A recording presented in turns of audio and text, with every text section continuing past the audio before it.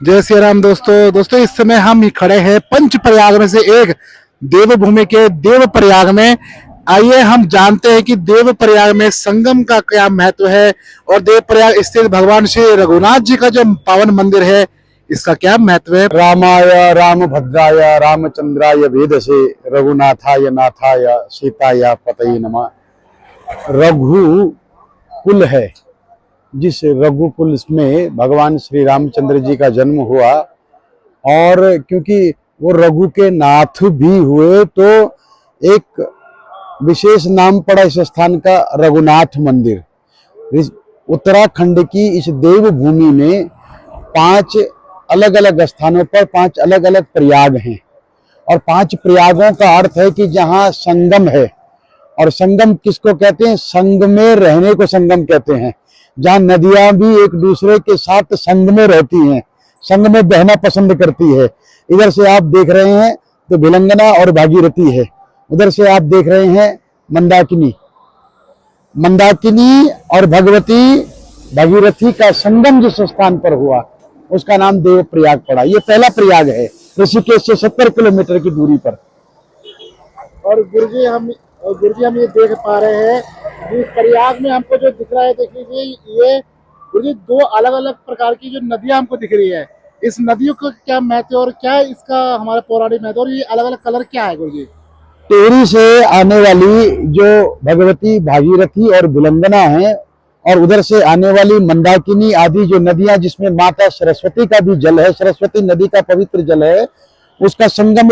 जब 2 रंग, 2 संस्कृति और 2 धाराएं एक धारा बन करके एक स्थान पर चलती है ना, उसी का नाम संगम है। और फिर दूसरी बात है कि 2 अलग अलग रंग आप देख रहे हैं ना, लेकिन अपना नाम, गुण, अपना रंग सब छोड़ करके एक रंग में जो रंग जाती है वो गंगा कहलाती है। तो यहाँ पर भगवती का नाम गंगा पड़ा।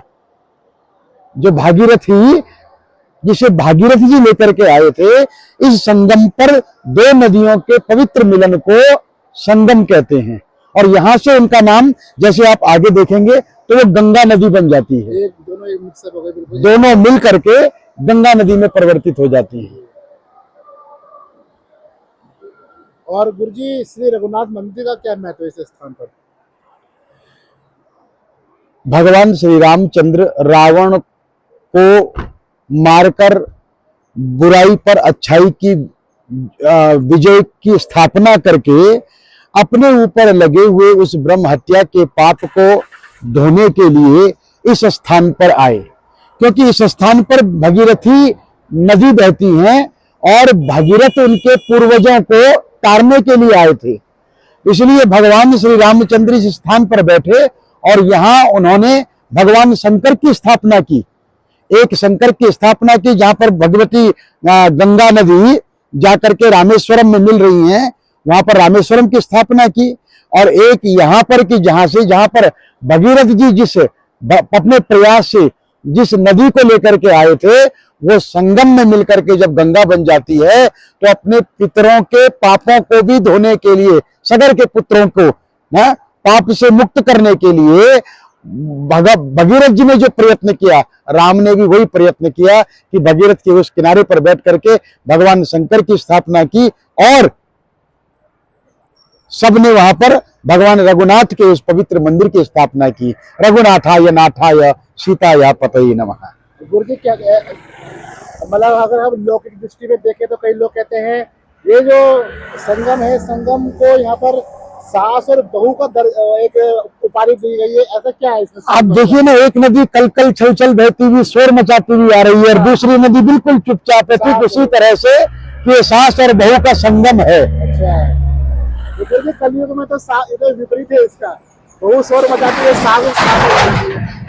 देखिए, जहां तक शोर मचाने की बात है, दोनों शोर मचाएं, खूब मचाएं, लेकिन आगे चल करके एक ही धारा में बहें, उसका नाम परिवार है। जहाँ सास बहू में और बहू सास में मिल जाए और दोनों एक ही स्वर में, संवेद स्वर में आगे बढ़े और विश्व का कल्याण करे, परिवार का कल्याण करे। उसका नाम परिवार है, उसी का नाम प्रयाग है। उसी का नाम परिवार है, उसी का नाम प्रयाग है। क्या बात है।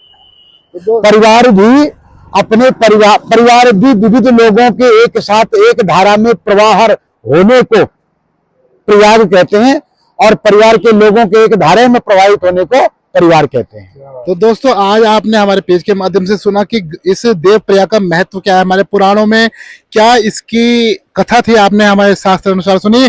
तो जब भी आप उत्तराखंड आए तो ऐसे सुंदर पंच प्रयागों में से पहले देव प्रयाग का दर्शन जरूर करें। और आपको पता ही आपको करना क्या है, वीडियो को शेयर करना है, सभी के साथ सनातन धर्म का प्रचार प्रसार करना है, और वीडियो को भर भर के शेयर लाइक करके जय श्री राम की हाजिरी लगा दी। आपको भी बताना कमेंट करके कि कौन कौन इस देव प्रयाग के दर्शन कर चुका है।